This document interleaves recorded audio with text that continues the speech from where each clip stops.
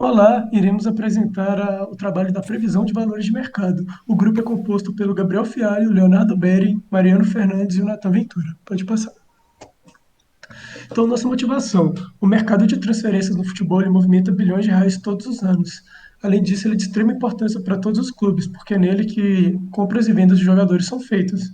Então, é uma época muito importante para que o time tanto reforce seu time com boas compras, como reabasteça os cofres com boas vendas.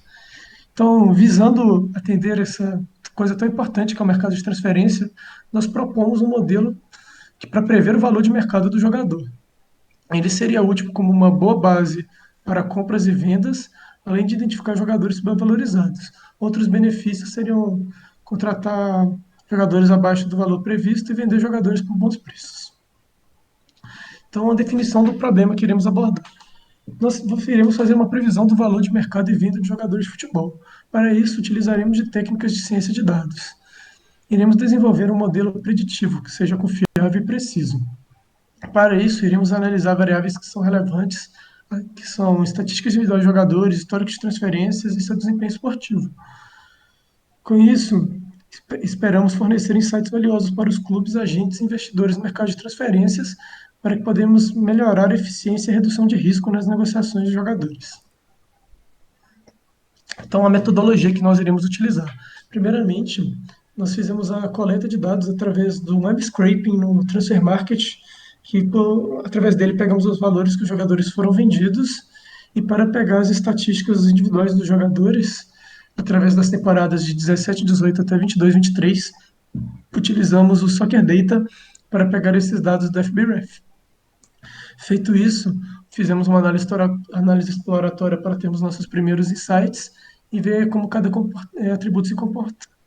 Depois fizemos um tratamento dos dados, com isso nós adaptamos os data frames recebidos pelo Soccer Data para que eles ficassem mais amigáveis e fáceis de trabalhar. Retiramos algumas colunas que não nos interessavam, criamos colunas de dummies para as idades e fizemos alguns outros tratamentos de limpeza. Por fim, antes da gente começar a fazer os modelos, printamos algumas correlações para escolhermos quais colunas iriam para o modelo. Pegamos aquelas de maior correlação, além de excluir aquelas que a correlação é muito próxima entre elas. Feito isso, aplicamos técnicas de regressão linear e random forest para a geração de modelos que foram avaliados utilizando o erro quadrado médio e o erro absoluto médio. O modelo de regressão linear é uma técnica estatística para modelar a relação entre variáveis dependentes e independentes. Ele vai assumir uma relação linear entre as variáveis e vai encontrar a melhor linha reta que se ajusta aos dados. Ele tem uma interpretação mais direta dos coeficientes da regressão. O modelo de Random Forest, por sua vez, ele é um algoritmo baseado em árvore e ele lida melhor com dados complexos e não lineares. Ele pode lidar com uma quantidade grande de variáveis e ele é melhor para lidar com outliers. Como métrica de erro, nós estamos utilizando o erro médio absoluto, que vai medir a diferença entre a nossa predição e o valor de venda desse jogador. E a partir dessa, vai pegar o valor absoluto disso e fazer a média entre isso para todos os jogadores. Essa métrica é uma métrica que era melhor de ser interpretada do que a métrica, por exemplo, do erro quadrado. E por isso ela foi utilizada. Temos também o coeficiente de determinação, que é uma medida estatística utilizada para avaliar a qualidade do ajuste do modelo de regressão aos dados. Caso esse coeficiente seja zero, significa que os nossos dados não explicam a variabilidade. Enquanto se o coeficiente for 1, significa que ele explica perfeitamente a variabilidade das variáveis. Então, iremos ver agora os resultados que obtemos através dos plots da análise exploratória e das correlações. O primeiro que nós podemos ver é a média do valor de transferências que está em euros com as idades dos jogadores. Podemos ver que não é uma relação linear, é inclusive uma relação que parece muito com uma distribuição normal, onde os jogadores são vendidos mais caros, próximo dos 25 anos, e à medida que vão envelhecendo, começam a valer cada vez menos. Um outro dado que é importante da gente reparar é que o mercado do futebol está movimentando cada vez mais dinheiro e a cada temporada que passa, o valor médio de transferência de jogadores fica cada vez maior. E isso é importante porque no nosso modelo nós tivemos que normalizar isso para que os valores de diferentes temporadas não atrapalhassem nosso modelo. Pode passar. Então agora iremos ver algumas correlações. Nós plotamos mais que isso, mas iremos mostrar só algumas aqui para não se estender muito nisso. Então algumas estatísticas de ataque para o atacante, podemos ver que aquelas que têm maior correlação com sua transferência são os chutes no alvo e os chutes no alvo por 90. Para os meio-campos, é o número de gols esperados tirando pênalti, além dos chutes no alvo. Agora, na questão de passe para os atacantes, são os passes que vão para a área do pênalti o número de assistências. Para os meio-campos, é o número de passes curtos completos e o número de passes para a área do pênalti. Já para os defensores, as estatísticas de passe que mais tem a ver com o seu valor de transferência é o número de passes que ele completou e o número de passes curtos que ele completou.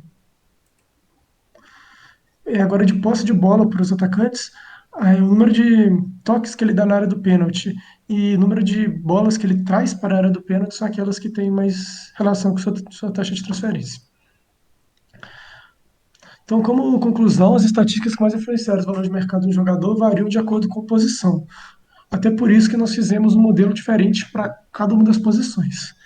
E as mais importantes para cada posição, através dos plots que nós fizemos, percebemos que para os atacantes é o número de passes que quebra a linha, número esperado de gols, toque na área do pênalti e número de vezes que ele carrega a bola para a área do pênalti. Para os meio-campistas, é o número de passes que quebram a linha, passes curtos e toques no último terço. Para os defensores, é o número de vezes que ele dominou o passe, passes curtos completos e porcentagem de passes completos. Bem, o que a gente viu com os nossos resultados foi que a posição dos meio-campistas foi a que pareceu mais previsível. Ela parece ter uma maior estabilidade pelos critérios de avaliação e valor de transferência respectivos. Já na posição de atacantes, foi o contrário. A gente teve as piores previsões. E uma hipótese nossa é que, por ser uma posição que é mais vista, pode ser que a popularidade do jogador tenha influenciado nisso, ou algo do gênero. O modelo do Random Forest demonstrou desempenhos bem melhores do que o modelo de regressão linear, o que pode indicar que os nossos dados não têm uma relação linear, e sim uma relação mais complexa. Quanto ao modelo de regressão linear, a gente tem aí os coeficientes de relação, temos o R2, e no R2 a gente vê que os valores são bem inferiores, todos inferiores a 20, são bem baixos. Enquanto no Random Forest a gente tem o R2 maior em algumas posições, no caso, no meio campista o R2 é bem significativo, e nós temos também aí a medida do erro médio absoluto. Nesse caso, o erro médio absoluto, o valor dele é a média da temporada, o quanto nossos valores estão em média da temporada. Para cada temporada, a gente pegou todos os valores das transferências dessa temporada e dividiu pela média, para que a gente conseguisse normalizar em relação à variação das temporadas, porque cada vez se gasta mais. Então, a gente aí tem o erro médio absoluto na unidade, que é média da temporada, ou seja, por exemplo, na posição de meio campista a gente está errando 20% da média da temporada em, em média aí para as nossas previsões. Melhorias que a gente pode fazer nesse modelo é adicionar a popularidade dos jogadores, que a gente tentou de diversas formas, mas a gente não conseguiu lidar com a API do Google, que a gente tentou fazer requisições e ela parava porque falava que eram muitas requisições, a gente não conseguiu ver quantas vezes esse jogador era pesquisado. A pontuação e posição da equipe na temporada, que pode influenciar porque equipes que estão melhores colocadas no ranking local tendem a vender o jogador mais caro do que equipes que estão mal colocadas. Usar a liga que o jogador está saindo, porque as ligas são diferentes, então pode ter pode ter uma relação aí. E usar dados gerais agregados dos jogadores. Outra questão que a gente poderia fazer também é incluir os goleiros na nossa análise. Então é isso, muito obrigado.